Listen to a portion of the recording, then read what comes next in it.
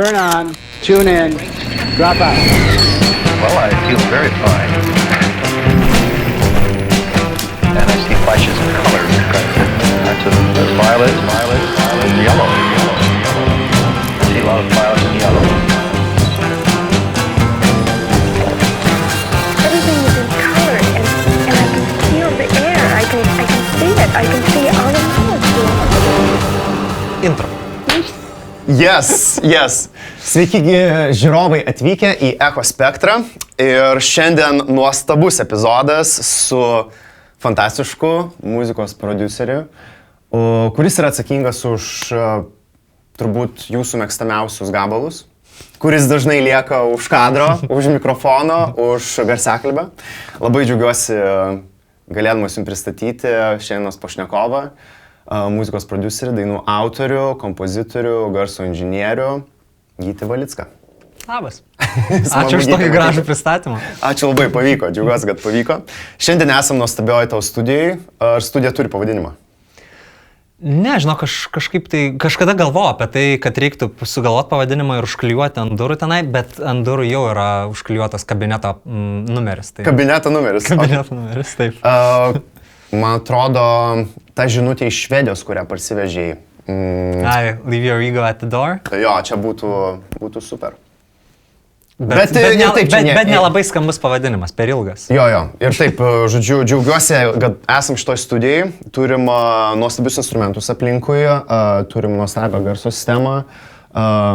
Žodžiu, įrankiai visi vietoj, kūrybiškumas vietoj, visos idėjos vietoj ir tiesiog nekantraujam pristatyti, apie ką šiandien kalbėsimės. Ir šiandien kalbėsimės apie Gyčio muzikinį kelią, apie Gyčio praleistą laiką Muzik Karnos mokyklai. Muzik Makarna. Muzik Makarnio mokykloje. Tai gerai, pradėkim gal Gyti nuo to, kad esam tavo nuostabioj studijai šitoj, kur tu jau įsikūręs daugiau negu metai, ne? Jo, maždaug metai. Ir gerai, bet... Dalį tų metų nebuvau čia, bet jo. Studijas gėrė vaibą. Ja. Gėrė vaibą, tai gyvi instrumentai, čia dar daug gitarų turim, gal jas paskui parosim. Fortepijono studijai, kuris dabar, kaip sakai, yra tavo vienas mėgstamiausių instrumentų, tiesa? Jo. Nebūčiau pagalvojęs, kad toks reikalingas daiktas gali būti.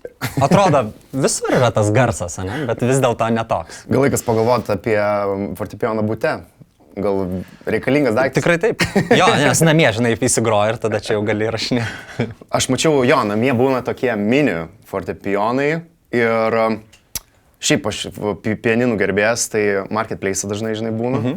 Ir gyvenimas Londone pastebėjau tokius skemerius, kur skemina žmonės, kad atiduoda fortepijonus ir ten žiauriai brangius tipos ten stebėjus ir panašiai. Nu, rakėjai. Sudominai. Jo.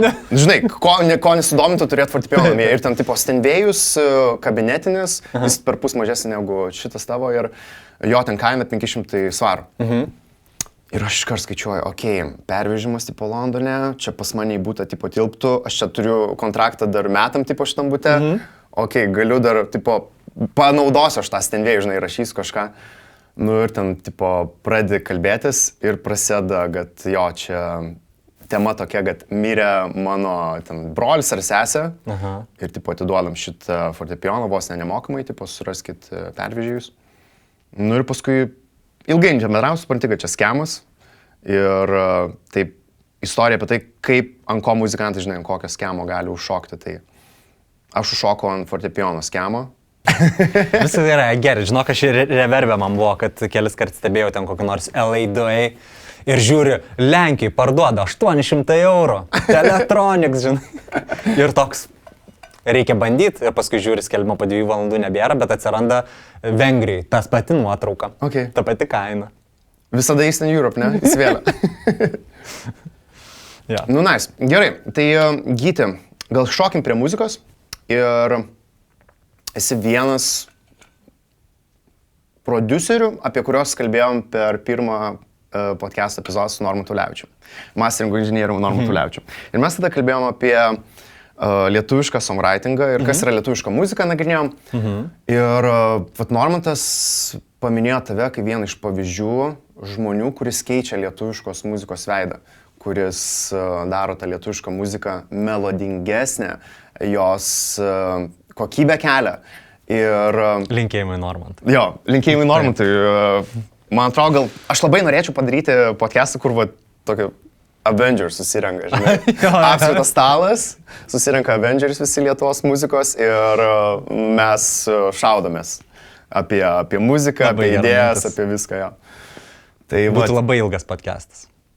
Būtų labai ilgas, bet man atrodo žiūrėtų žmonės. Nes aš irgi nusistebiu, mes nufilmuojam dabar epizodus valandos ir žmonės jo pažiūri, tipo, šitą atrašo, tai džiaugiuosi visų pirma, kad įsileidimus ir galima dalintis apie tai. Aš tai labai džiaugiuosi, kad tu pradėjai šitą dalyką daryti. Nu jo, Pas mus kažkam labai turėjo trūko, pradėti, jo, nes ta Lietuvos muzikos industrijos plečiasi ir kada jeigu ne dabar atrodo sudėti gal kažkokius taškus ant jį ir gal netgi paieškoti ir gal padidinti galimybę žmonėm viens su kitu, žinai, naujų paieškoti prieimų prie kūrybos ir panašiai. Tai tam ir esam. Tai kalbant apie songwritingą, kas tau muzikoje ir dainoj, hitiniai dainoj, pop muzikoje, šiandien kalbėsim daug apie pop muziką, kas tau pop muzikoje yra svarbiausia? Labai sunkus klausimas. Iškart pradedame. Jo, galim šitą paskaidyti į... Ne, viskas gerai. Žinok, pirma mintis man kylanti yra, kad kuo daugiau darau, tuo sunkiau atrodo pagauti kampą. Nes tie prieimai tokie skirtingi, tai priklauso nuo atlikėjų, su kuriais dirbė, ne? Priklauso nuo to, ką darai. Ar tai yra viena daina, susirinki ją, žinai, ar žinai, kad darysi didelės apimties darbą ir gaminsi albumą ir pusę metų su atlikėjų leisi, gyvensi ko ne studijai. Ir nežinau, kažkaip atrodo dažniausiai tos dainos, kurios labiausiai pasiekia klausytoją ir tampa paskui, galima vadinti hitais, būna tos, kur mažiausiai galvoji ir planuoji. Ir mažiausiai matematikos tame, ir mažiausiai strategijos. Pradedu matyti paterną tame, kad kuo mažiau galvoji, tuo lengviau atrodo dalykai pavyksta. Ir paskui po to galbūt pradeda analizuoti, ką mes ten padarėm tokio. Ir sunkus yra atsakymas, visada skirtingas. Kartais tai būna, atrodo, perfect storm to, kad atlikėjų puikiai sekasi, galbūt kažkokia kolaboracija įvyko su kitu atlikėju, kuris irgi ant bangos ir taip toliau. Ir tada atrodo kartais, kad ko gero, bet kokia daina jų dabar išleista sulauktų didelę dėmesio, bet to negali žinoti. Kartais būna tikrai, kad tik tai dar, kuomet daina yra prie gitaros ir ten niuniuoji kažką ir rašai žodžius, bandai tos skiemenis sudėliot ir jauti jau, kad va čia bus kažkas ypatingo. Ir kartais tikrai būna, bet kartais ir ne. Tai nežinau, sunkus klausimas.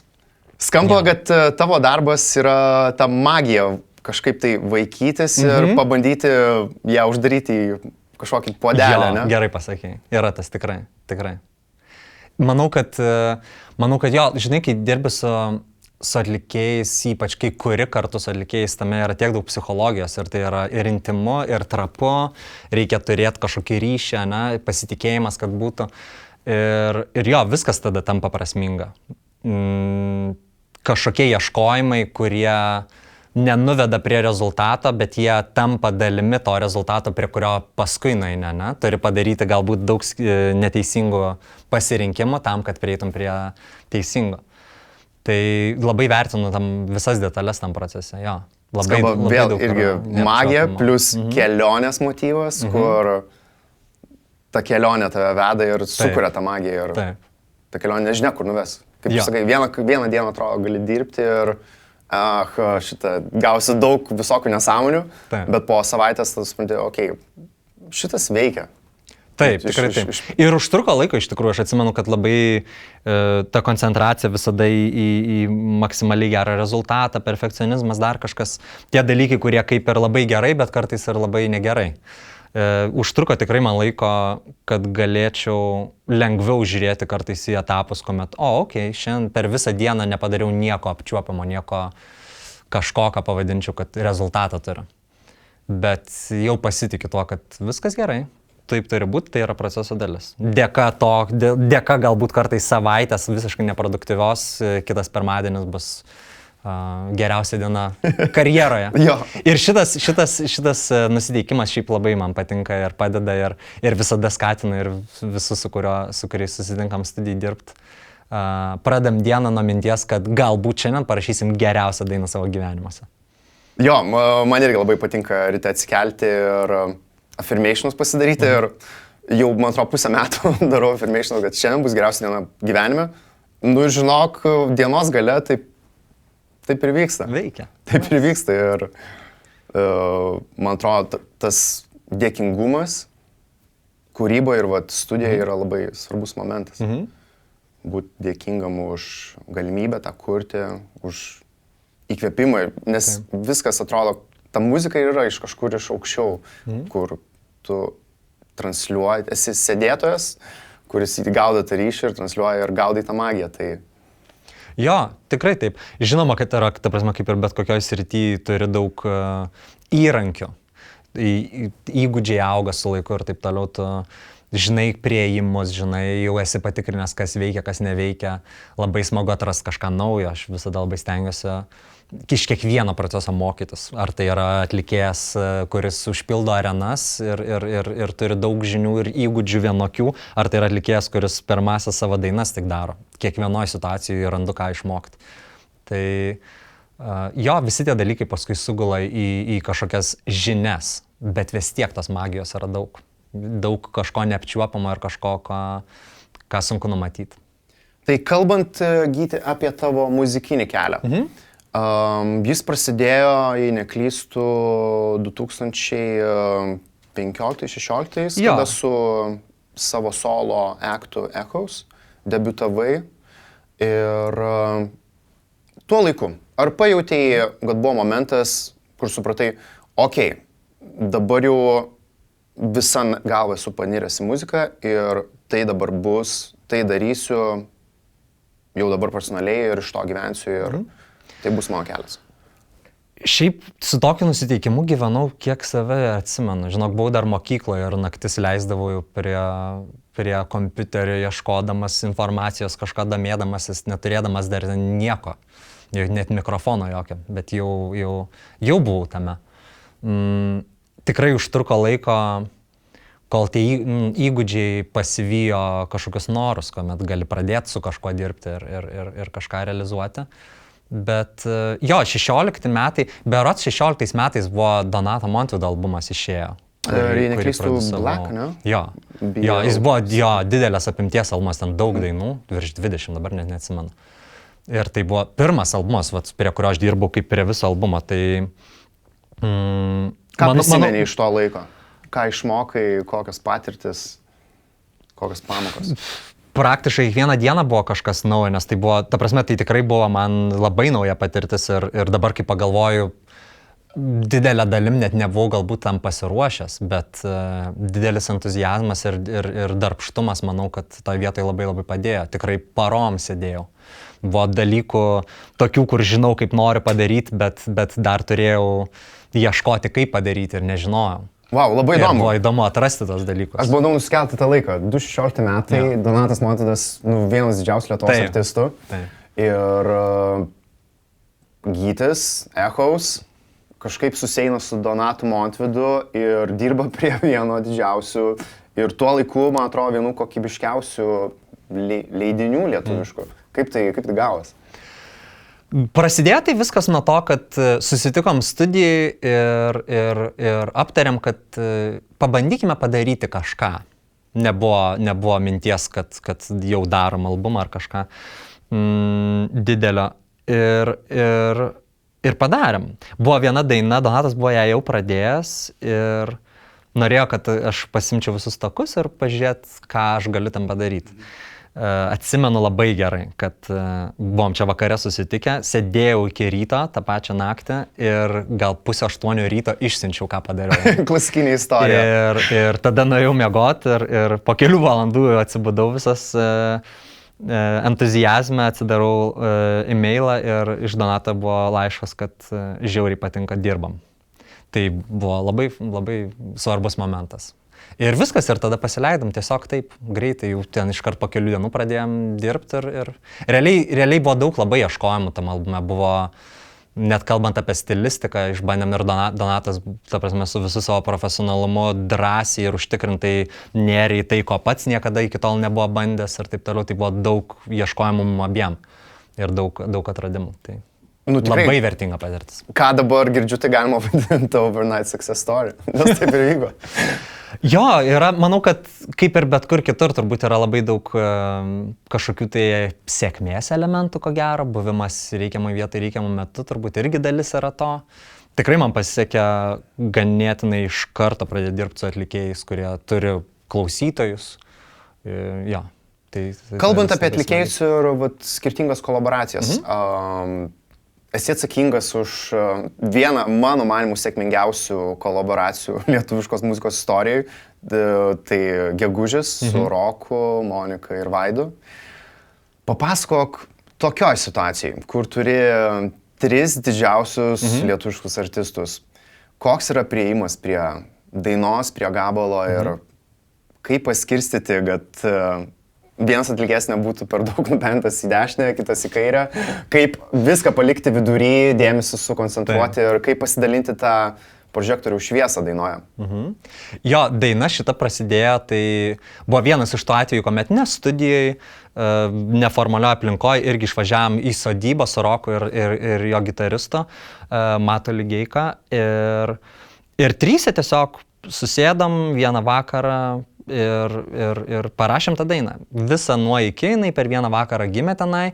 Ir mums buvo vienas iš tų atvejų, kur daina kaip ir labai paprasta, bet tas paprastumas mums atrodo kažkoks ypatingas. Buvo tikrai labai, labai smagu, žinai, kai paprasčiausi akordai ir tu jos suki ant lūpso ir tai neatsibosta. Ir tau vis kyla mintis ir melodijas ir žodžiai ir taip toliau. Labai lengva. Buvo vienas iš tų atvejų, kur labai tikrai lengvai gimė ta daina. Ir labai nieko netempiant, Rokas gal po kelių dienų man paskambino, pasakė, kad turi idėją, kad čia turėtų būti ne jis vienas toj dainoje. Susisiekė su Monika ir su Vaidu, jie labai greitai ir lengvai sutiko irgi su entuziazmu. Ir viskas labai greitai ir vyko. Atvažiavo visi į studiją ir vienos dienos reikalas. Tiesiog. Ja. Magija, vėl ta magija. Magija. Jo, manau, kad tikrai labai skirtingos energijos šitų atlikėjų, jos visos kažkaip tai sužibėjo kartu. Manau, kad ir tas dalykas, kad galbūt šiek tiek netikėta, kad trio, mes apie tai irgi kalbėjom, kad labai įdomu, nes duetas būtų kaip ir įprasta. Jo. O čia trio, ta daina parašyta iš perspektyvos, kur ne aš ir tu, o jie. Ir likėsi pasakotojas. Tai manau, kad tai šiek tiek išlaisvino tą formą, kad gali 3 būti pasakotojai tada, ne? Tai va ta dalis buvo įdomi. Man patinka kartais rašyti dainas, kartais net pradėti, pavyzdžiui, vos ne kaip kokį pratimą sugalvoti. Kad būtų kažkaip kitaip, rašysiu kažkokiu kitu asmeniu. Ir visai kažkur kitur mintis nueina. Tai va Gegužio atveju ir pasakojam istoriją. Ta prasme, tada, kai kūrėm, matėm filmą, šnekėjom, kas būtų, jeigu būtų filmas. Ir buvo išleistuvės, kažkokia jauna pora ir baigėsi liūdnai. Tai jo, jeigu pradėtum pasakot, kaip tau buvo, ko gero nebūtume toje dainoje nupasakoję visos gyvenimo istorijos. O dabar tas nepilnai 3 minutės ten sutilpo nuo jaunystės iki visiškos senatvės visą istoriją. Ir tada jo, ir 3 atlikėjai sugebėjo labai gražiai papasakot, man atrodo, tą istoriją. Ir realiai buvo pasidalinimas, kas ką dainuos čia pat vietoj. Ane? Prie mikrofono, jo. Geras. Žiauriai, fainai, kad paminėjai tą pasakojimo motyvą. Iš tikrųjų, kalbant apie songwritingą. Ir dainos yra istorijos, kurias perteikiam per muziką ir tos žodžius. Ir yra visokių technikų. Ir norėčiau gal prie to prieiti, kad paskutiniu metu visai nemažai Švedijoje būni, kur mokaisi Music Karna, ne, mokykla? Music Karna, jo. Ir Švedija garsėja savo songwriteriais. Aš irgi didžiulis gerbėjas tiek Havos, tiek Max Martino, turbūt šita mūsų abiejų idolas ir dievukas. Tai Būnant toje aplinkoje ir toj tradicijoje, vat, švediškos pop muzikos, ką supranti apie songraitinimą, kokias tavo patirtis, kokias pamokas išmoksti? Tikrai skirtumas yra, kad ten labai, į tai žiūrima labai smarkiai kaip į amatą. Yra labai mažai romantizavimo visų procesų, juose vis tiek yra, jie kupini magijos, bet kokiu atveju. Bet pats priėjimas yra labai techniškas. Ir atrodo šiek tiek keista, kai mes apie kūrybą kalbam, tai yra lyg kažkas, ką mes iš oro sukuriam kažką apčiuopiamo. Bet tas mūsų irgi prieš tai minėti kažkokie įrankiai, kaip tą padaryti, ten yra, jie tiesiog metai iš metų tai pavertė kone mokslu. Ir įdarbino tos įgūdžius ir sąmoningumą, kaip prieiti. Tai ta patirtis labai įdomi. Mano visada buvo toks įsivaizdavimas ir noras, kad turėtų būti kažkaip, turėtų būti mažiau to neapibrėžtumo, kad ar man pavyks ar nepavyks. Tai ir visada stengiausi dirbti taip. Atsimenu, kad net anksčiau savo vizualizuodavau, kad lyg turiu kažkokį mygtuką galvoje, kai ateinu į studiją, paspaudžiu jį ir kaip koks sintezatorius įsijungia tą kūrybą. Ir vis tai iš tikrųjų pavyksta. Tai tenai buvo smagu būti aplinkoje, kur tai labai yra įprasta. Ir visi taip yra auga, taip yra įpratę ir tokios opcijos, kad susitikim, pabandykim parašyti nėra. Ta prasme, ateini į sesiją su tvirtu žinojimu, kad vakare išeisi su pabaigta pilnai daina. Geras, tai magija irgi atrodo reikia laiko ir vietos. Ir turi būti tam tikrų laikų, tam tikroje vietoje, tada magija ir vyksta. Jo. Ta prasme, tikrai labai nuo daug ko priklauso. Ne? Kartais tu turi būti labai ramus, jaustis labai komfortiškai ir sukursi kažką gražaus. Kartais nepatogumas tavyje ar nuovargis ar, nežinau, kažkokios neigiamos emocijos gali lygiai taip pat būti tas žibalas į ugnį, kurio reikia tam, kad įvyktų kažkas ypatingo. Tai labai faina, kad niekada negali žinot ir pradedi tiesiog pasitikėti, kad kokia būsena bebūtų, šitoj būsenoje yra kažkas, kas gali virsti kūryba, daina. Užsimeniai apie formulę kažkokią, tai įrankius, kurie yra naudojami. Ir visgi esi... Žinau tą formulę, bet negaliu išduoti. Ne. Juokauju. Formulės mes atskleisime epizodo gale. Žiūrėkite iki pat galo. Tai kalbant apie formulės, esi tikrai atsakingas už nemažai lietuviškų hitų ir lietuviškos muzikos skambesio. Kaip manai, kas yra lietuviško pop muzika? Iš ko jinai susėda? Nežinau net ar išskirčiau, kad lietuviška kažkokios kitos sudedamasios. Labai geras pasidėjimas, jo. Jo. Manau, kad kaip ir bet kokia daina, melodija, istorija, tada kaip tai yra, kaip tai skamba ir kaip tai atrodo kontekste atlikėjo ir kas jis yra.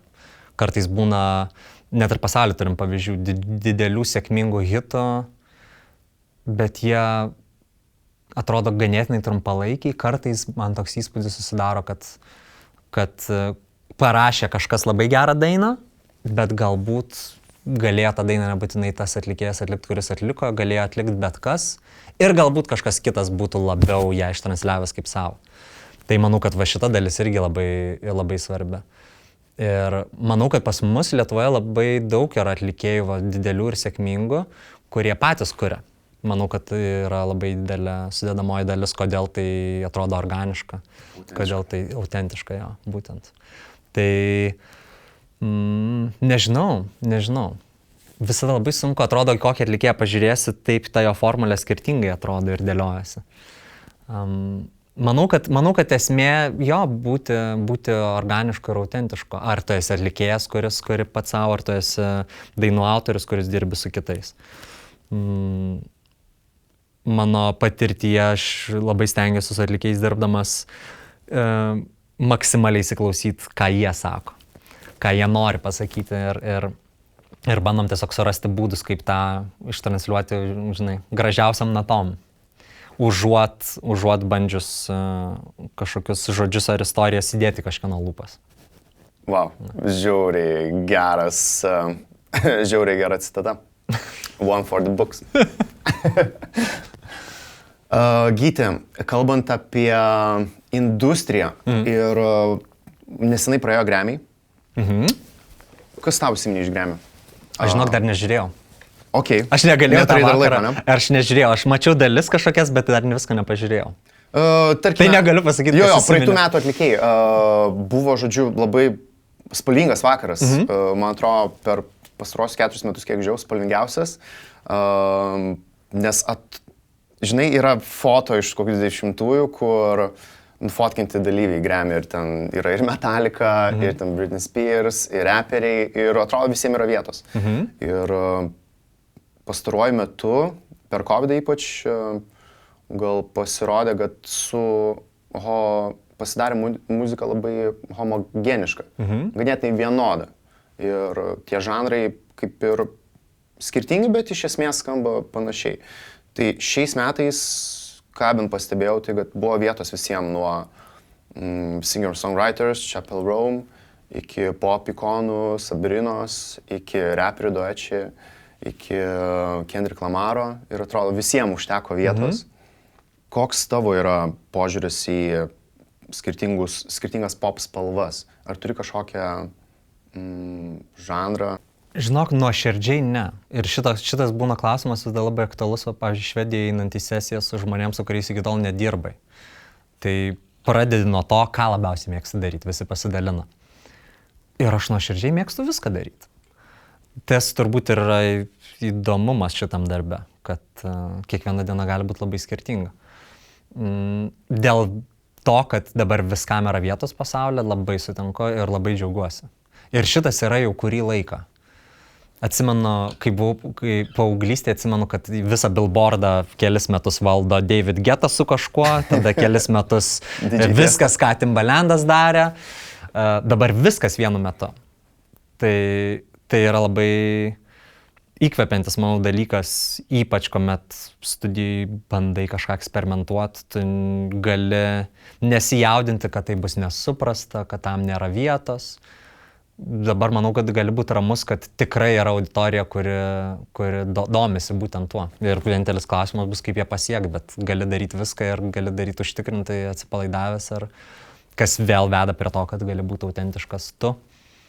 Manau, kad labai geri laikai atlikėjams visiems, kurie pradeda, kurie svajoja, kurie kuria, nes dabar gali kurti bet ką. Atsimenu laikus, kai būdavo kažką, ką aš darydavau, man sakydavo, oi, kaip radijam netinka, oi, koks ten žodis buvo, neformatas. Nesakydavo indie. Jo, ir aš kažkaip jaučiausi, ir aš atsimenu, man tai kartais būdavo tokia mintis, kad tai reikia man kažką keisti, kaip aš darau. Bet kelis kart bandžiau, nepavyko man to daryti, jaučiausi kažkaip, atrodo, labai greitai meilė amatui mažėjo, bandant daryti kažką, kažką kitaip, negu natūraliai man jaučiasi. Ir likau, atrodo, daryti tai, ką noriu daryti ir kaip noriu daryti. Ir tai skirtingi žanrai, skirtingi atlikėjai, ne? Bet pats principas. Ir štai atėjo laikai, kuomet nieks taip nebesako, atrodo, nepakeičiau to, kaip darau, bet viskas jau tinka. Kai man patinka, iš tikrųjų, keiteisi ne tu, bet industrija pasikeitė. Aplink tave, jo, žiauriai gerai. Tu, Gyti, kalbėjai apie skirtingą kūrybinį procesą. Kūrybinis procesas studijai, kada studija tvarkinga, kada ateini paspaudi tą mygtuką ir dabar kursim. Būna kūrybinis procesas, kada studijai aplink išmėto gitaros, sintai, viskas jungta, ant žemės kažkas guli dainuoja. Taip. Tai yra dar vienas kūrybinis procesas. Kitas gal kūrybinis etapas išvažiuoti į sodybą, kur, nežinau, tu gal net neturi jokio ekrano, jokio kompo ir esi tiesiog gitara, tavo idėja, tavo istorija. Tai papasakok, ką tau kiekvienas kūrybinis tas procesas, etapas ar situacija, kurioje esi, ką tau duoda ir ką iš to išsinešia. Jo, visų pirma, tai labai stengiuosi, kad nebūti priklausomas nuo aplinkos ar nuo aplinkybio, ne? Bet faktas, kad tas aplinkos pakeitimas daro pokytį kažkokį. Net jei tai yra tas pirmas initial momentas, kuris galbūt kitoj vietoje aš tiesiog pradėsiu nuo kito akordo, žinai. Jo. O visa kita kaip ir tas pats bus. Tai labai faina keisti aplinką, bet iš esmės, kur bebūtų tas procesas, manau, jis visada prasideda nuo to kažkokios nežinomybės, nežinia kas bus. Ir laikui bėgant ta tvarka ir tuštuma, pavadinkim, ane, ar mintise, ar studijai. Jo, pradeda gitaros mėtytis, laidų žiūrėk vis daugėja, kažkokius būgnus atsitempi, dar kažko, reikia ukulelės ir panašiai ir taip toliau. Su ukulelė niekada neprašausi. Jo. Ir tai čia ir tiesiog neprasmė ir perkeltinė, ir manau, kad taip viskas ir lipdosi. Ir tiesą sakant, lygiai tokius pat gerus procesus išgyvenau ir studijai, ir lygiai taip pat kažkur tai gamtoj sodybai, kur tikrai net kompiuteris net nebuvo paimtas, kur tik tai gitara nuvažiavo kartu. Gal skirtumas atsiranda, kuomet pradėjai rašinėti. Ir pasijunta skirtumas. Kas keičiasi? Įsivaizduok, pradėtume dainą čia dabar, ne? Ir kurtume. Ir ko gero, be kurdami mes ją jau įrašinėtume. Kitu atveju mes, jeigu išvažiuojam ir sukuriam dainą, atvažiuojam į studiją ir darom tokią grinai recording session. Abu variantai puikus, bet pastebėjau, kad procese, kuomet kuri čia pat vietai dalinamės, tu vienu sintetizatorium groja, aš kitu, pabandom čia pat įrašyti, kažkas gavosi, kažkas nesigavo, o čia gera mintis.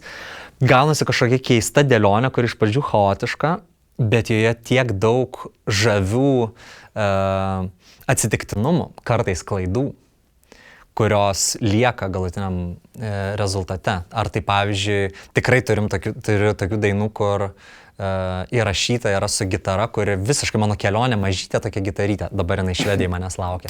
Nekantrauju sugrįžti pas ją. Jinai susiderina, bet net derinimo nelaiko labai gerai. Labai paprastutė. Visiškai taiga vat kūrybinė. Yra kelios didelės dainos, kurios įrašytos su ta gitara kaip idėja, bandėm perrašinėti, žinai, klasikinė istorija. Su skirtingom gerom gitarom, čia vienaip mikrofonų sustatom, kitaip, rezultate lieka ta pirminė gitara ir jinai netobula. Ir tas netobulumas yra visiškai dalis tekstūros to kūrinio, neatsiejama jau dalis atrodo ir dalis tos magijos. Tai manau, kad kai viską darai čia ir dabar vietai, atsiranda dar vienas autorius procese. Ta nežinomybė, tas, ko negali apskaičiuoti ir tai, ką dažnai pavadintum klaidom, žiūrėdamas iš šono. Ir tai labai žavu. Ir autorinių nereikia duoti tam papildomam autoriui. Jo, man patiko Bob Rossas, kur klaidų nėra, yra tai happy accidents. Jo, visiškai visiškai taip. Jo. Aš irgi kuo toliau, tuo pastebėjau, kad kamera filmuoja vaizdą tipo ir rekordina tą mediumą, bet man atrodo mikrofonas be vaizdo, aš turiu teoriją, kad jis rekordina dar daugiau. Kad kaip tu nematai vaizdo, tu ant tiek tada tavo tas klausimo pajutimas įsijungia, kad ausis fiksuoja viską ir ypač studijai, tas mikrofonas tada tampa tokio vaibo, tiesiog gerikla ir vaibo toks momento užfiksavimas. Taip. Tai visiškai sutinku su to momentu, kur pati pirma idėja su gitara prisėdus su to jausmu, kad galvoju kažkas vyksta, kur atrodo tiesiog įrašykim taip, kaip yra ir taip palipkim. Ir įsirašo tikrai geriausiai. Tai, Jo, ir tai būna taip dažnai, kad dabar aš visada turiu omeny, kad jeigu ką nors darom tą draftą, tokį, žinai, kur įrašykim, kad turėtume. Aš visada turiu omeny, kad labai didelis šansas, kad kažkas čia bus jau galutinio. Jo, taip, pirmas teigas. Taip. Kiek teikų tenka daryti? Labai įvairiai. Apie vokalus kalbant, tikrai būna dainų ir su tais pačiais atlikėjais, kuomet darom 4-5 teikus. Kartais darom 30. net negaliu pasakyti, nuo ko priklauso. Ir tai net nėra, kad kažkas nesigauna, reikia daryti daugiau. Kartais tiesiog darai tai, ką pateiko ir jauti, kad dar kažkas. Kelis teikus dažniausiai stabdom, kažką aptariam, apie intenciją, pavyzdžiui. Kartais būna, kad kuomet daina parašyta jau seniau, atlikėjas neskaito, jisai moka mintinai ir taip toliau, bet kartais iš to atsiranda kažkokia automatika. Turim sustoti sekundį ir prisiminti, apie ką dainuojam, ką pasakojam. Tai jo, labai priklauso. Kartais būna ir gitara įrašyta ten beveik per visą dainą vienu teiku ir praktiškai viskas gerai. O kartais karpai po 4 taktų lūpsta ten ir stumda ir dėlioja ir tai irgi puiku. Mes mėgstam vieną teiką jau. tiek nuo vokalistų iki gitaristų iki būgnų. Nu, būgnus jau gal lengviau programinti. Bet jo, vienas teikas, that's all we get. Čia vėl gal tokio truputį grįžtant atgal, kur įrašuose ir buvo tas vienas teikas. Turėjom juostą ir nebuvo to karpimo. Yeah.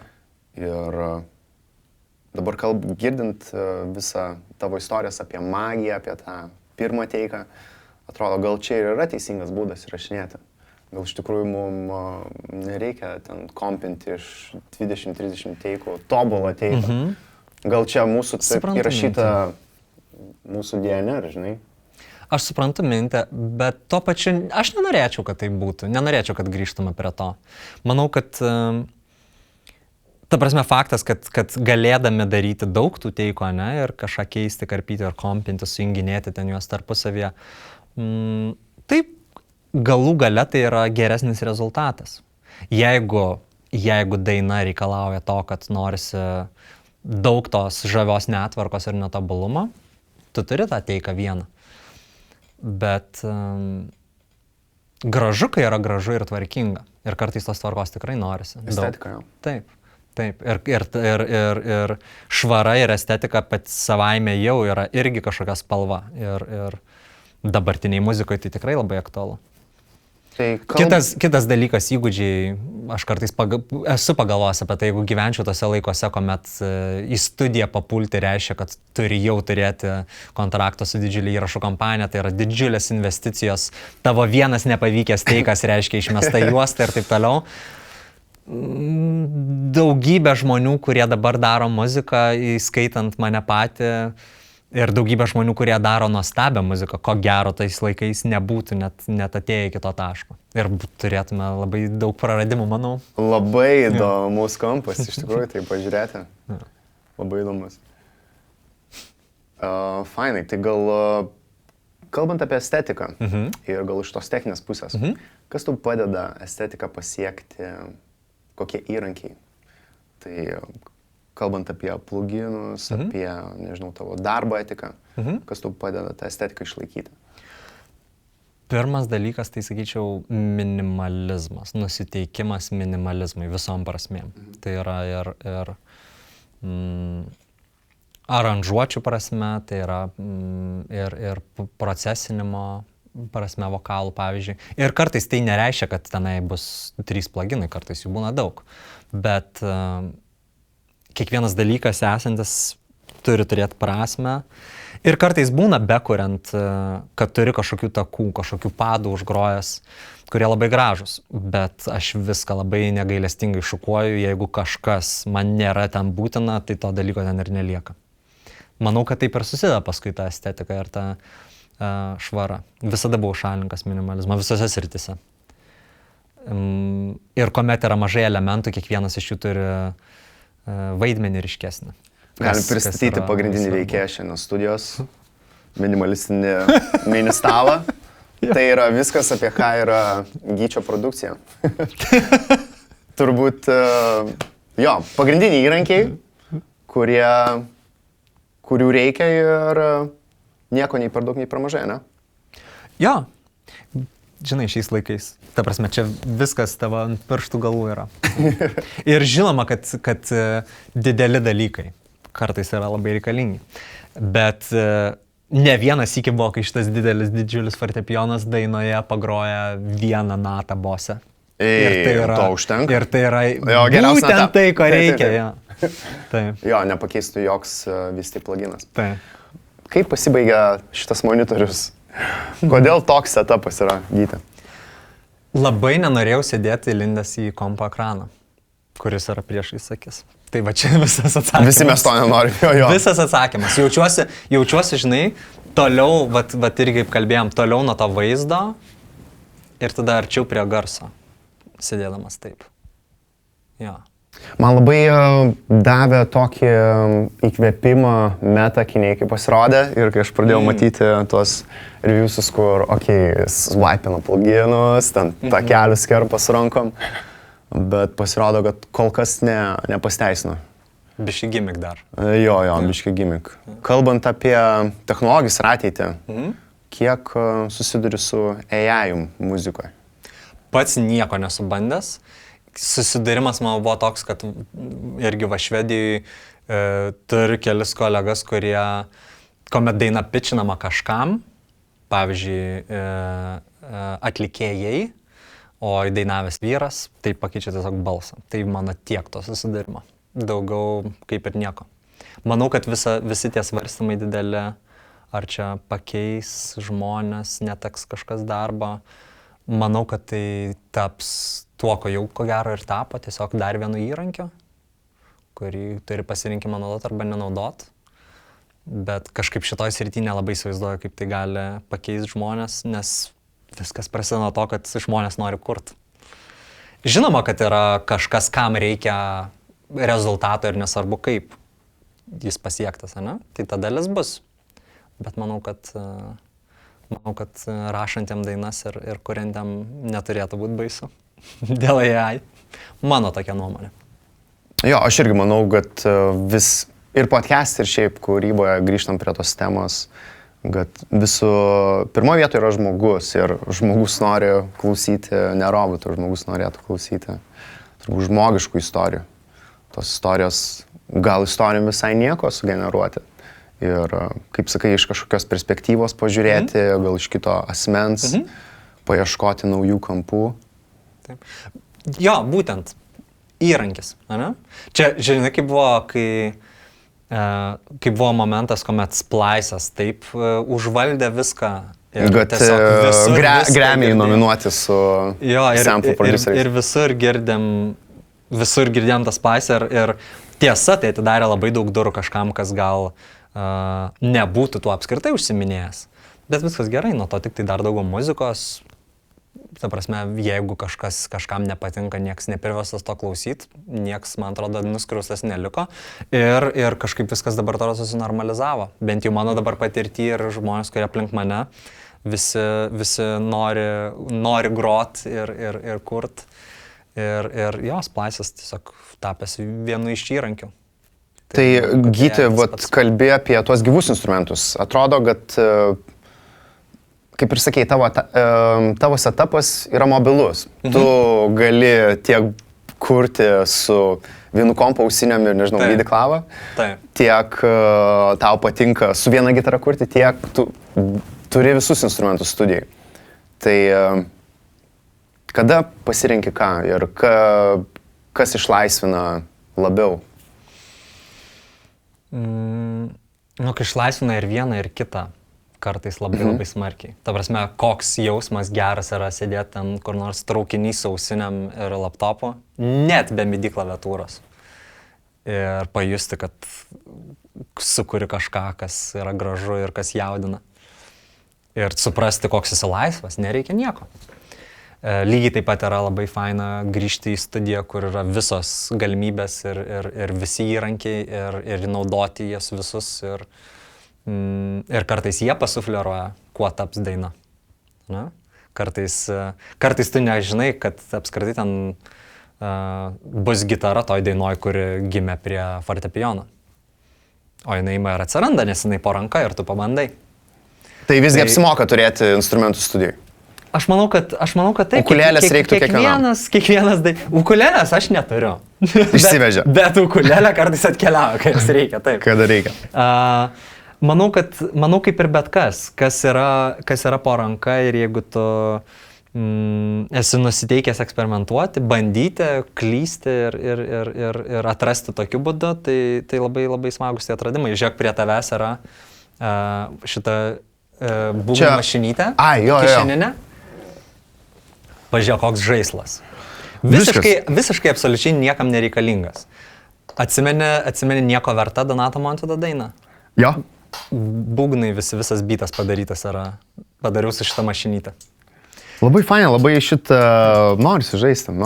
Gal... Ir būtent žaidimas labai, labai atidaro duris atradimam. Nes tu tiesiog žaidi kurdamas. Tai kuo daugiau žaistų turi, to daugiau lego gali pridėlioti. Taip, tiesiog smagu. Jo, ir šitas skaitmeninis pasaulis su žaislais yra beribis jau šiandien. Ja. Tai jeigu reikėtų tau išsirinkti vieną žaislą, su kuriuo dabar ateinantį mėnesį žaisi, skaitmenoj ir va čia savo studijai, kas tai būtų? Manau, kad išsivešiu tada gitarą. Vien dėl to, kad šitą daiktą būtų sunkiau išnešti lauką. O skaitmenoj, geras klausimas, Sky Keys dabar paskutiniu metu, žinai tą? Jo, visai. Kažkaip tenai, jie įsivaizduoju, kad jeigu turėčiau naudoti vieną kažką, tenai surašiau daug visko skirtingo. Jo. Ko gero, va taip. Jo, gitara plus tas. Galima visą albumą padaryti vieną. Visiškai.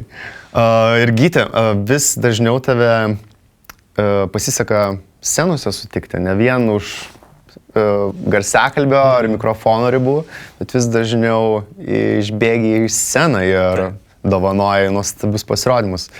Kaip tau šitą patirtis,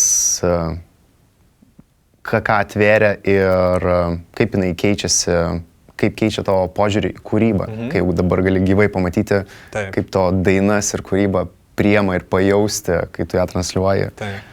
Absoliučiai nuostabi patirtis, visiškai. Ir pradedant tuo, kad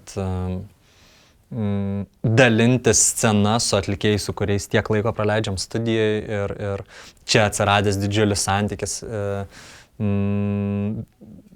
pasitikėjimas vėl labai svarbus dalykas.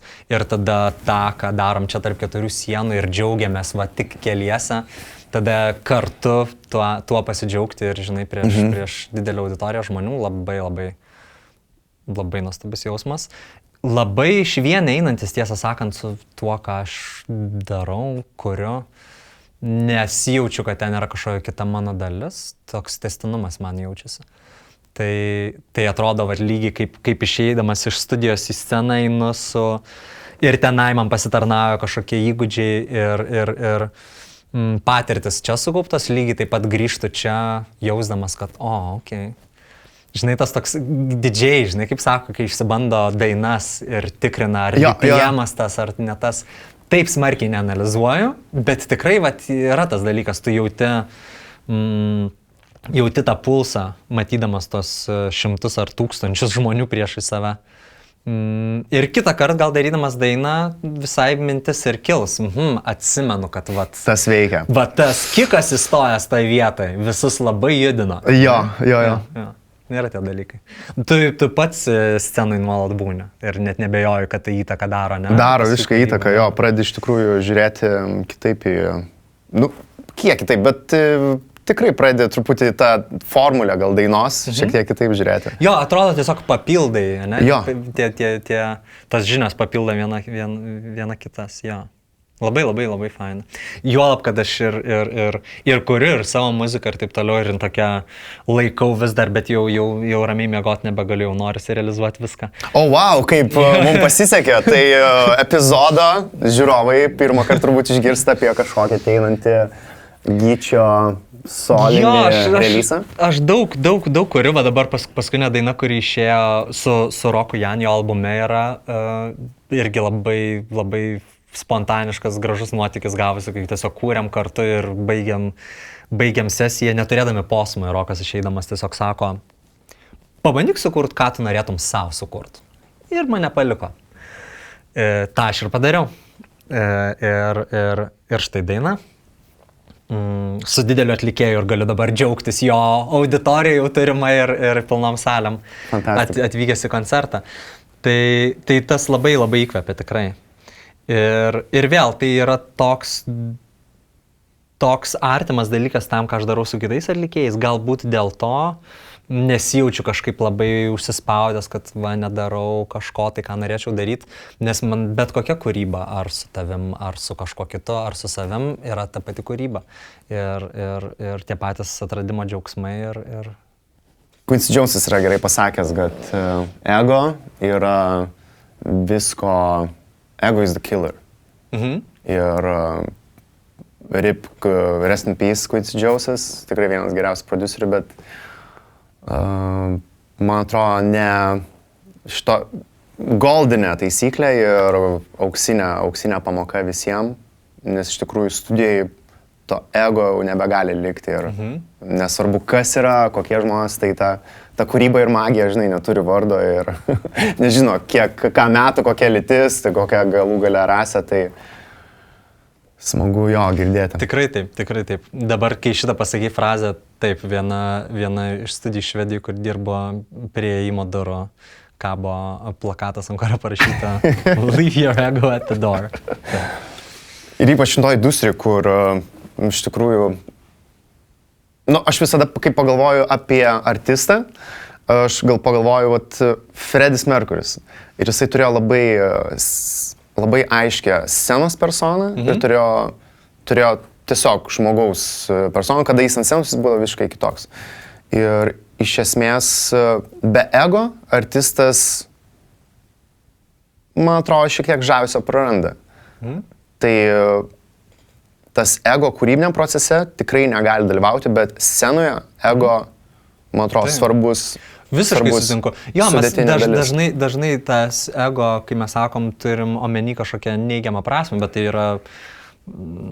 tai yra ir labai geras dalykas, tai yra tai, kas mus motyvuoja, tai, kas mus skatina tobulėti, eiti į priekį, tapti geresniais ir norėti kažką pasiekti ir taip toliau. Tai čia yra labai gera ta dalis. Manau, kad tai labai svarbi, tikrai taip. Ir neatsiejama, aišku, kad neatsiejama nuo atlikėjų. Žinoma, kad taip.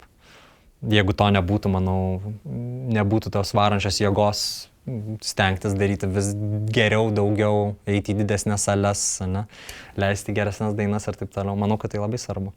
Kūrybai manau, kad tai gali tapti bloku, jeigu prasideda autorių kova tarp to, kurio idėja geresnė ir pasimiršta, kas geriausiai tarnauja dainai. Ja.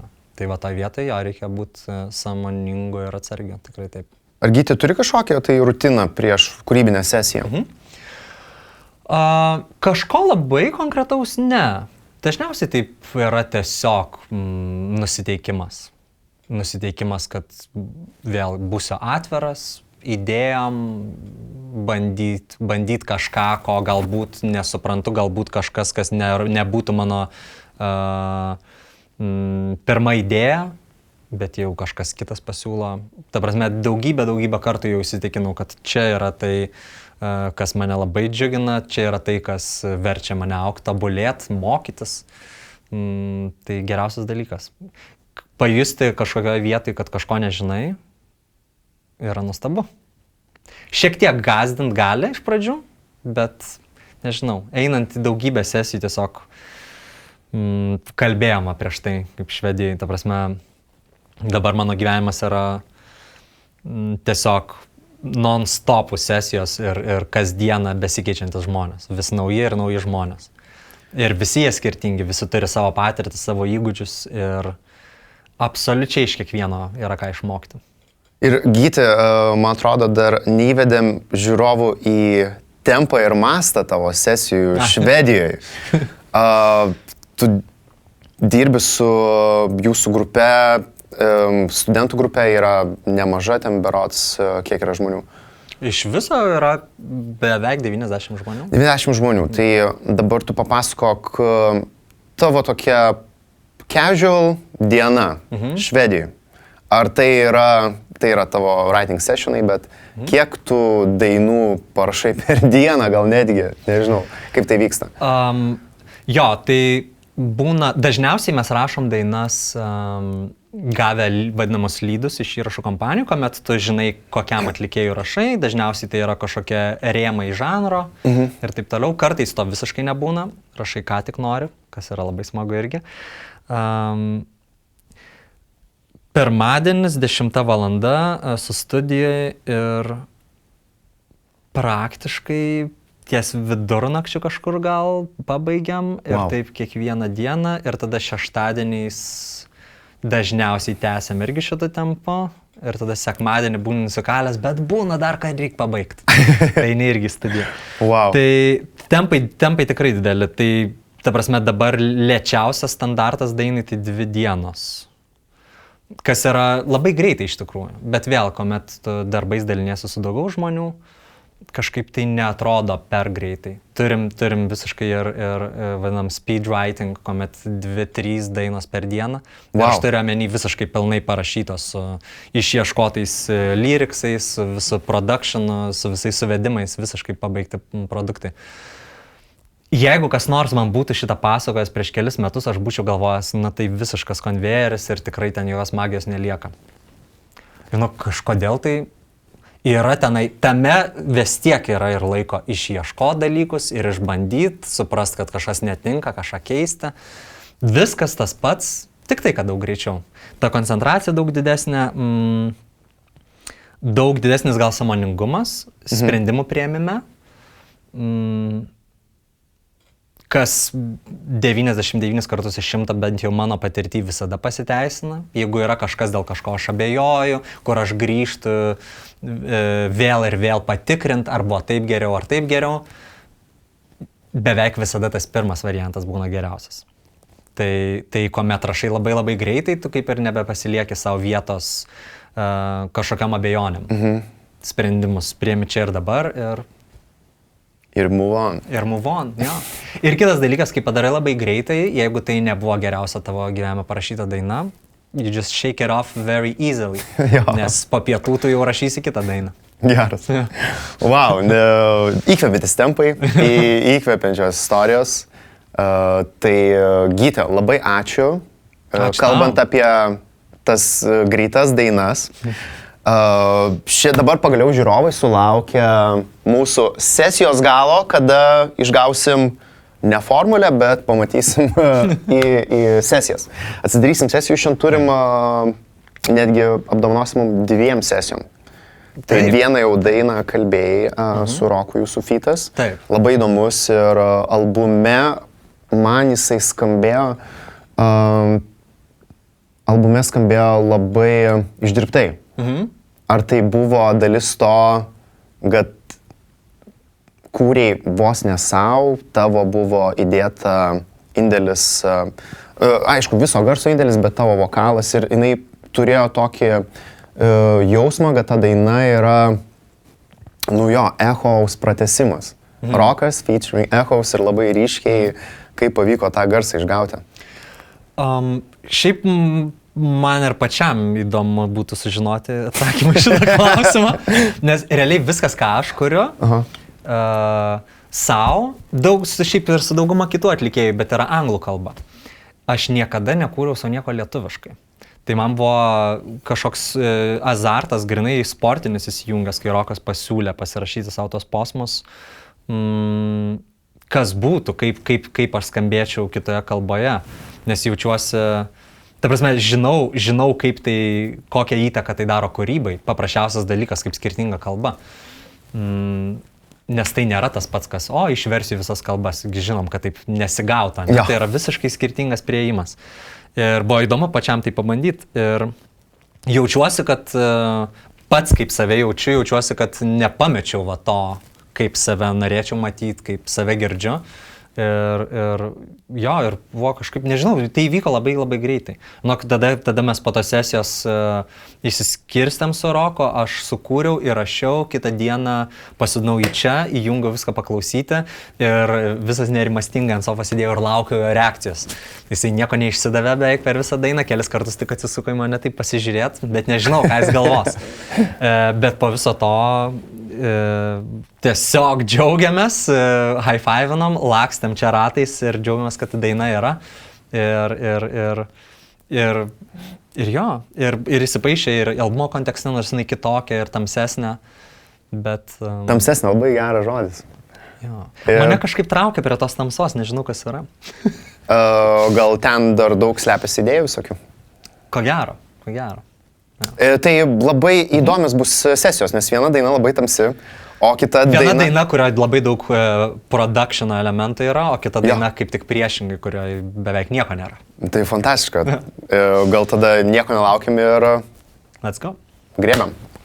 Nice. Gerai, Gyti, tai... Sveiki sugrįžę po reklamos. Sveiki grįžę. Bus reklama kažkokia yra?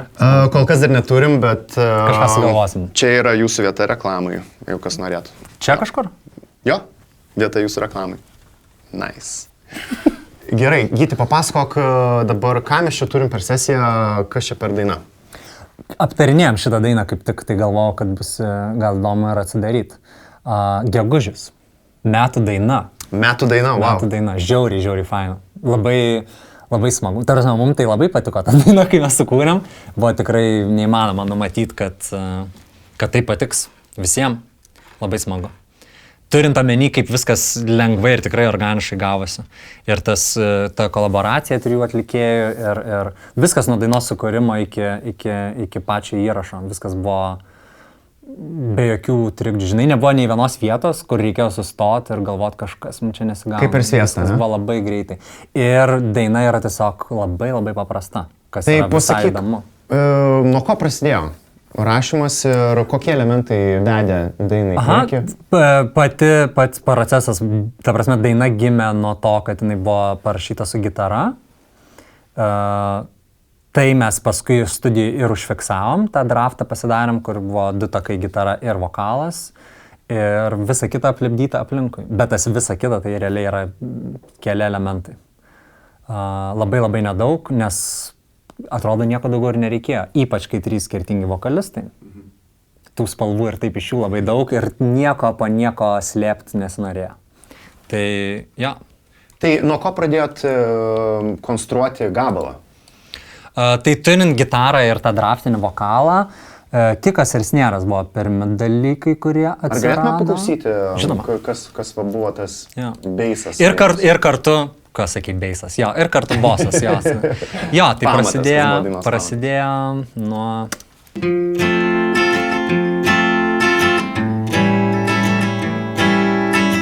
Ir matom, kad pakarpyta, sukompinta gitara. Dabar jau bijau sumeluoti, bet galimai mūsų tas pirmas draftas ir yra čia šita gitara. Dėl to jinai yra tiesiog sutvarkėm, nes joje buvo magija, joje buvo būtent tai, ko dainai reikėjo. Koks priėjimas prie gitarų? Matau, kad jos tiesiog išpenintos, ar kaip approaching gitarą? 2 mikrofonais čia buvo įrašinėta. Vienas priešais gitarą, kitas per petį gitaristui. Ir viskas, daug jokios didelės magijos tame. Ta prasme, techninės magijos daug ir nebuvo. Tiesiog paėmėme, rašėm, nes vėlgi ta pirma idėja buvo pasidarom draftą. Tai ir tas ir buvo tas nebuvo didelių kažkokių ieškojimų techninių. Buvo būtent tai, ko reikėjo. Galbūt dėl to, kad ta daina gimė akustiškai su gitara, norėjosi tai ir girdėti. Žinai, kaip kartais būna, kai parašai dainą prie instrumento, bet tu žinai, kad čia turės būti aranžuoti, turės būti kažkokie sintezatoriai, padai ir taip toliau. Šiuo atveju norėjom girdėti tą, nuo ko daina ir prasidėjo. Tai dėl to viskas labai lengvai ir klijavosi. Jeigu paleidžiu tą gitarą ir tada atsirado...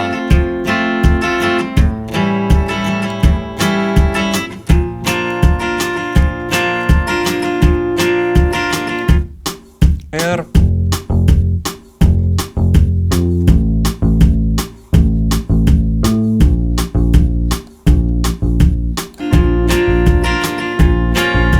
bosas iš šito sintezatoriaus Yamaha montažas.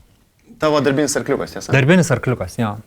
Toksai, kur turi labai daug visko ir labai daug yra tokie retai panaudojami dalykai, bet kai kurie dalykai labai lengvai eina. Tai vėlgi žinom, kad norim paprasto skambesio, ne kažkokių tai ne elektroninio pojūčio, paprastas boso tembras. Skamba, kad šitoje dainoje viskas yra apie žodį organiką. Jo, tikrai taip, tikrai taip. Tai prasme, nesinorėjo nieko maskuoti to, kas... To, ko nebuvo toj pirminiai dainos stadijų, kuomet buvo gitara ir vokalas. Norėjosi pridėti tiek elementų, kad tai virstų įrašu, bet kad tai nevirstų produkcija. Gyti, didelę dalį užima visgi tas trio, atlikėjų trio. Koks tavo priėjimas buvo prie vokalų įsodinimo visoje dainoje, va šitom pamate boso, gitaros ir būgnų? Jo, roką įrašėm pirmą. Ir tada Vaidas su Monika kartu atvyko į studiją ir vieną po kito juos rašėm. Ir tikrai yra, jeigu klausytume atskirai, tai girdėtume, pavyzdžiui, kaip aš negailestingai elgiausi su S raidėmis. Tuomet sprendžiau, kurio atlikėjo S raidės bus tos, kurias girdim, o kurie S raidės praras apskritai. Jo. Tai yra va tie dalykai. Galiu paleisti viską kapelą. Jo, paklausykim dabar vokalą. Tai buvo trumpas gegužis, ne už kalnų išleistuvės. Ką turime vokalo šiandien? Turim autotuną ant visų vokalų. Nedaro jisai čia labai daug, bet jisai esu tikras, kad jisai yra likęs nuo to defaultinio preseto, kur pradedi kažką įrašinėti. Panašu iš visų parametrų. Ir realiai, pasižiūrėk, nieko neturim. Turim porą kompresorių ir ant baso turim kelis, turim delay, kuris čia bus kažkoks trumpas slap delay, jo, biški dėl pločio. Turim rūmą ir kažką biški parallel pakompresuoti dar.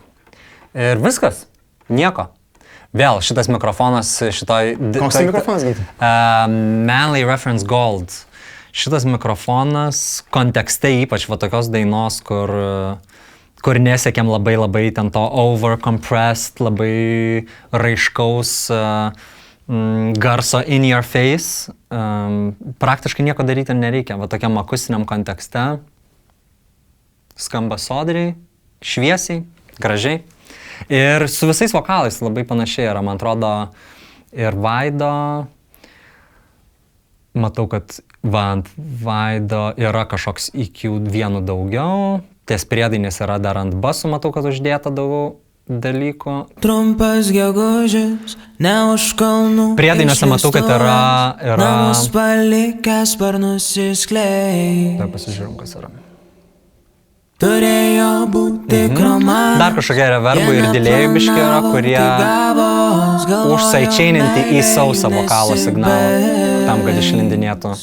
Jie ėjo, širdis skaudėjo, nepagailėjo, ir pabaigos stop. Tai visi spalvos visi tie ėjo išlindinėję tarpuose.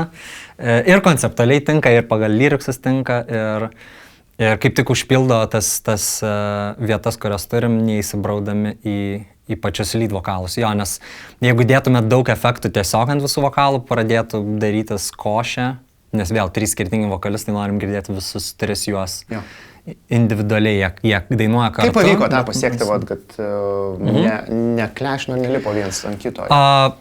Tikrai momentas yra žaidime su santykiu, pavyzdžiui, dubsu ir backu. Pavyzdžiui, vieno vokalisto yra, jeigu ryškesnis lead vokalas, tai tada kito bus galbūt ryškesni dubsai.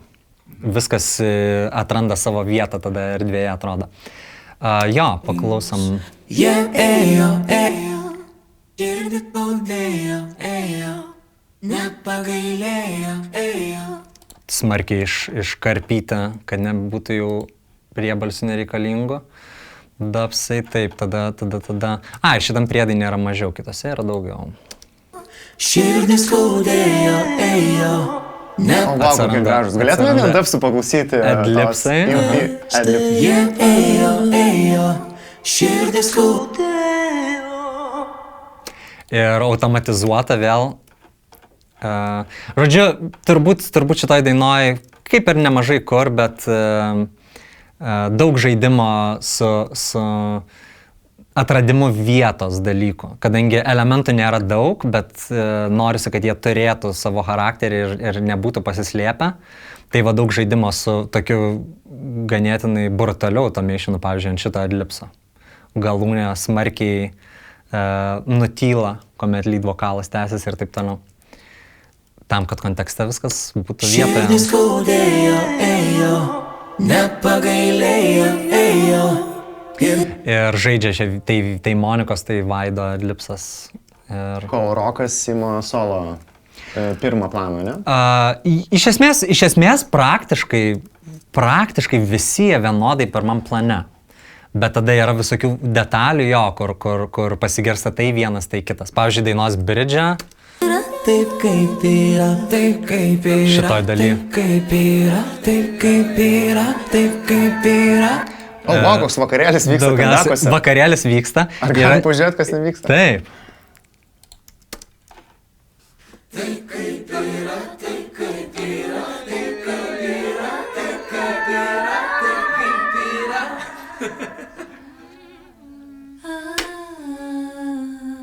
Jokutis buvo net mano, kažką beirašinėjant pažvengiu ir tiesiog įsirašė ir tiko.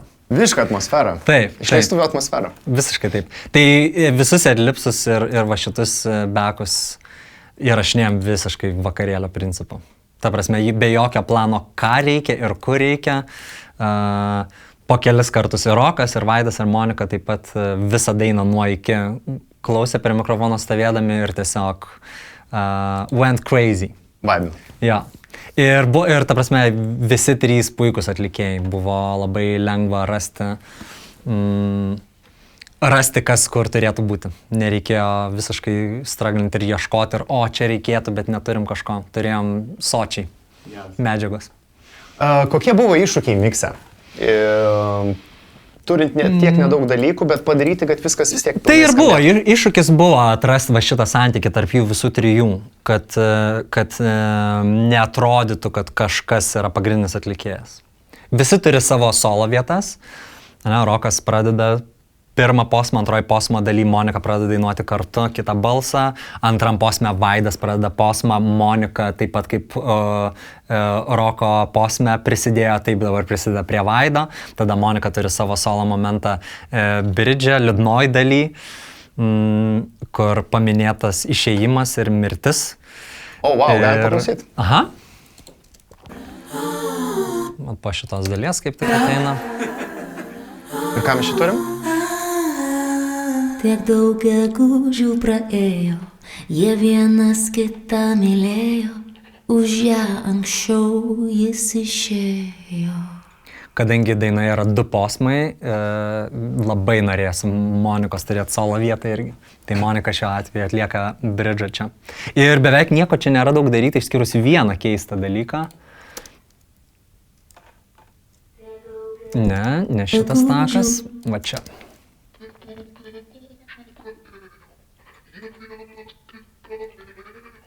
Negaliu net paaiškinti, kodėl šitas takas čia yra felt right. Truputį vis tiek apie mirtį blogą žalintis. Kažką norėjosi kažką šiek tiek sutamsinti. Ir tai yra ko gero vienintelis taip smarkiai procesintas. Tamsiausia vieta. Visoje dainoje, taip. Ir paskutiniam priedainį grįžtam į vėl vakarėlį su dar daugiau adlipsų. Jie ėjo, širdis skaudėjo, ėjo, nepagailėjo, ėjo, ir pabaigos tokios, nes ilgas naktį, jaunas sakys, nieko daugiau nematė. Tai buvo, ko gero, tai net nėra labai daug takų, kaip matai. Net ir apie bekus kalbant, kartais būna daug daugiau. Bet jo, turbūt buvo esmė šitos dainos būtent, kad jinai taptų tokia tikra bendra daina. nes turim labai nuostabių kolaboracijų, kur akivaizdžiai turim vieną atlikėją, kuris yra pagrindinis ir tai būna jo žanre labiau ir taip toliau. Šiuo atveju ir Rokas, ir Vaidas, ir Monika daro ganėtinai skirtingus dalykus. Yra bendrumų tikrai taip, bet ko gero šitos dainos paprastumas buvo raktas į tai, kad visi trys jie šitoj dainoje galėjo skambėti labai savitai ir taip, kaip jie ir skamba. Nes pati aranžuotė iš savęs neturėjo kažkokio charakterio, kuris būtų neįprastas kažkuriam iš atlikėjų, ne? Gitara, bosas, paprasti būdai. Klasika. Jo. Ir viena tema instrumentalė, kuri atsimenu, kai va šitą grojam ir buvo mintis tokia, kad kada nors koncerto metu, kai šita daina bus jau išėjusi, tai turėtų būti momentas, kai žmonės atpažįsta vien iš to. Ir tai yra va šita melodija.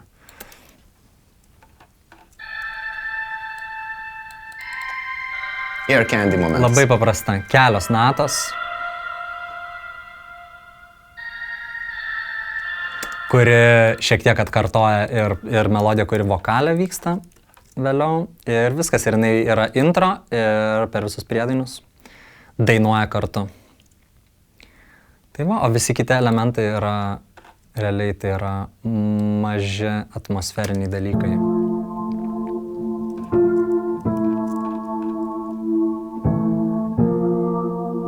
Ar čia Sky Keys? Ne, čia nėra Sky Keys. Žinok, čia dar neturėjau Sky Keys. Ja. Šiaip tik galim pažiūrėti, čia yra kažkas kontakto. Glacier Keys. Šitas labai geras. Toks instant vibas, labai daug visokių noise ir taip toliau, labai fainas. Tada Universal Audio. Dar vienas Universal Audio. Bet ta prasme tai visiškai spalvos tokios, kur nesudaro jokios didelės esmės. Ir šitas padas yra irgi Yamahos. Irgi mano vienas iš tokių go-to, kur kai biški viską norisi dar apklijuoti, dar šiek tiek pločio.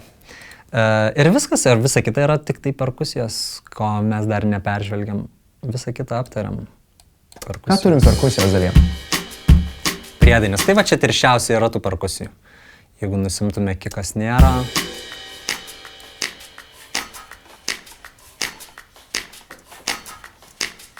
Keli klepai. Veda į priekį. Jo, tiesus judėjimas per visą dainą kartu jo, kuris nėra. Ir... Kas tai yra per, nežinau, stiklinis kažkoks ar metalinis triangle? Turim shakerį, kuris matau, kad turi... Labai gyvas. Visai čainintas.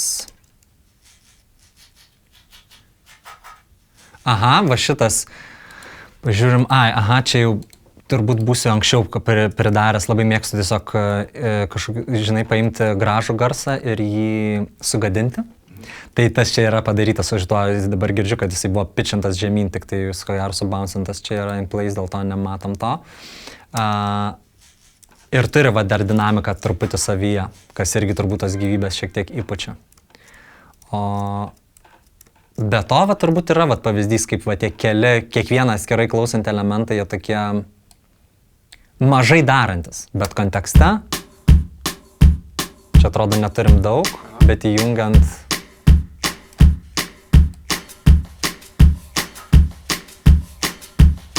Wow, šeigais iš gyvybės kaip priduoja. Ja. Ir tas grūvas. Tu, kad yra dar keli bosų takai priedainyje.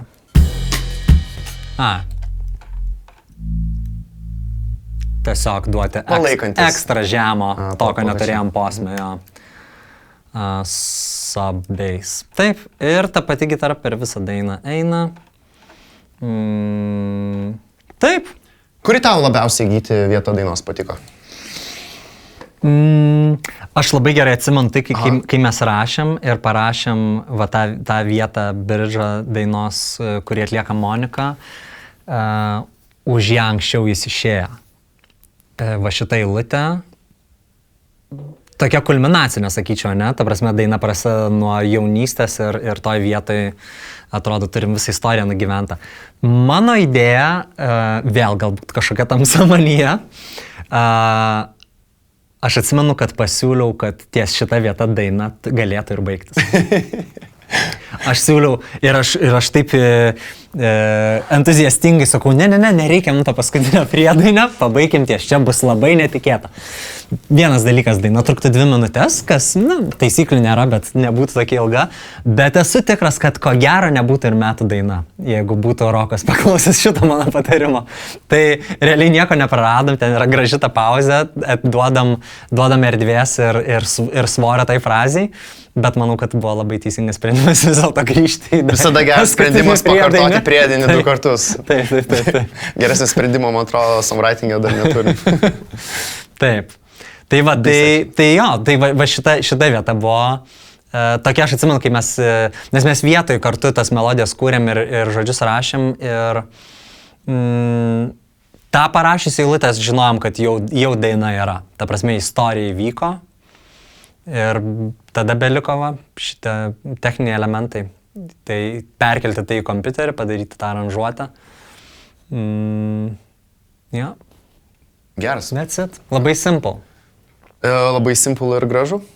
Visi kaip paprastai geri dalykai gyvenime. Ja. Geras. Kaip dėmesį tada pačioj pradžioj. Turėjom variantą dainą pradėti labai tvarkingai. Bet sąmoningai pasirinkom va šitą, to užmutinsiu visą kitą. Koks mažas dalykas, bet koks svarbus. Tai realiai nėra tvarkingas gražus prieštaktis, kaip ir klaidelė. Bet labai sąmoningai nusprendėm ją palikti. Ir dabar daina yra tokia, kokia yra. Ir manau, kad toks nereikšmingas dalykas, dabar jeigu jo nebūtų, kažko trūktų. Sudėtinės dalis, plus tas Air Candy'nis sintas. Taip. Nėra kad atsikvėpti, visada kažkas nukreipia dėmesį. Taip. Jo, ir kiekvienas elementas nuolat. Tarsi per visą dainą nesibaigia melodija. Jeigu trumpam nutyla vokalas, tas sintezatorius toliau dainuoja melodiją. Ir nesibaigiantis top line'as, jo.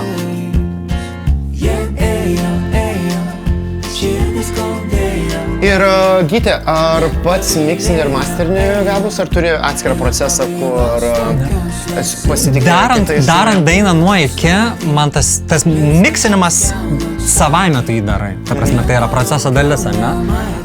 Masterį visada stengiuosi patikėti kitam žmogui, kuris neturės prisirišimo prie dainos, kuris labai šviežiam ausim girdės dalykus. Tai Normantas Ulevičius yra tiesiog nuostabus tame.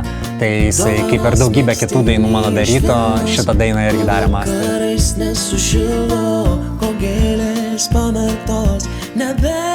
Šitam posme turbūt vienintelė vieta yra, kur tas visiškai akustinis priėjimas prie dainos šiek tiek turi kitą elementą, tai yra... Tai išfiltruota gitara ir tas reversintas reverbas į Vaido posmą. Maža vėl detalė, atsimenu, man atrodo, pirmam miksė jos net nebuvo ir niekam net nekliuvo šita vieta. Karo neturėjau, jo, bet kažkaip pasijuto, kad norisi dar atskirt. Ir vėl tas gražus momentas, kad 3 skirtingi atlikėjai pirmam priedainyje, kadangi iki pirmo priedainio jau girdėjom Moniką ir Vaidą, Monika ir Roką, Vaidas dar buvo nepasirodęs ryškiai ir turim liktai mažą introduction į Vaidą vaidmenį šitoj dainojim.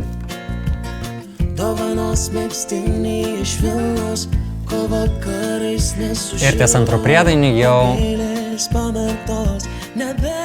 dainuoja visi.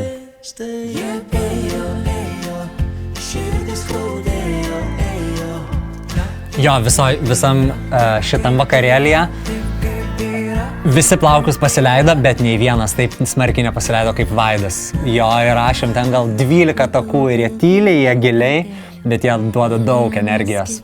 Ar galim paklausyti Vaido tų takų? Paklausykime, bet jeigu netyčia ten bus kažkas necenzūrinio, tada... Mes užšu. Nes gali būt.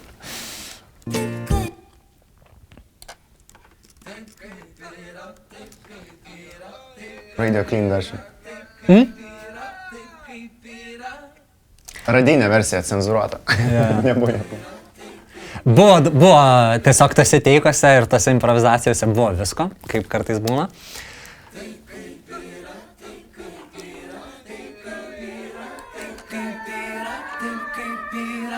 Roko vaidmuo šitoj daly pats tvarkingiausias dėl to, kad su Roku ir tą pirmąjį draftą rašėm, kai sukūrėm dainą. Ir jo vokalai jau buvo, čia ir dainuoja tą lead melodiją pagrindinę. Bet jo, manau, kad tai yra indėlis ir tai yra, žinoma, visas procesas, bet ir puikių profesionalių atlikėjų indėlis, kuomet galim daryti ganėtinai nesąmoningus dalykus, bet jie vis tiek skamba puikiai, nes jie puikus vokalistai, žino, ką daro ir gerai pažįsta save, tuo pačiu nebijo ieškoti kažkokių naujų dalykų, jie buvo visi labai atsipalaidavę ties tuo, kad ką galime padaryti būtent vardant šitos dainos. Ir tiek Vaidas, tiek Monika labai lengvai leidosi į eksperimentus, kad ir nedidelius, viso labo 3 minučių nepilnai daina, bet labai labai visi išvien dirbo vardant to, kad daina būtų geriausia, kokia tai gali būti. Ir man atrodo labai gerai gausi ir džiaugiuosi labai, kad vertino ir publika, ir apdovanojimai metų dainos ne veltui. Ir sveikinu šitą kodą iššifravus, kaip 3 žmonės, trio padaryti to lygią vertę ir vis tiek tai idėjai bendrai servinančius. Ačiū. O dabar iššūkis bus padaryti 4. Ir važiuojam toliau. Kvartetas. Kvartetas. Super. Tai gerai, ačiū labai už šitą. And I see flashes of colors. There's violet, and yellow. I see a lot of violet and yellow. Everything is in color, and I can feel the air. I can see it. I can see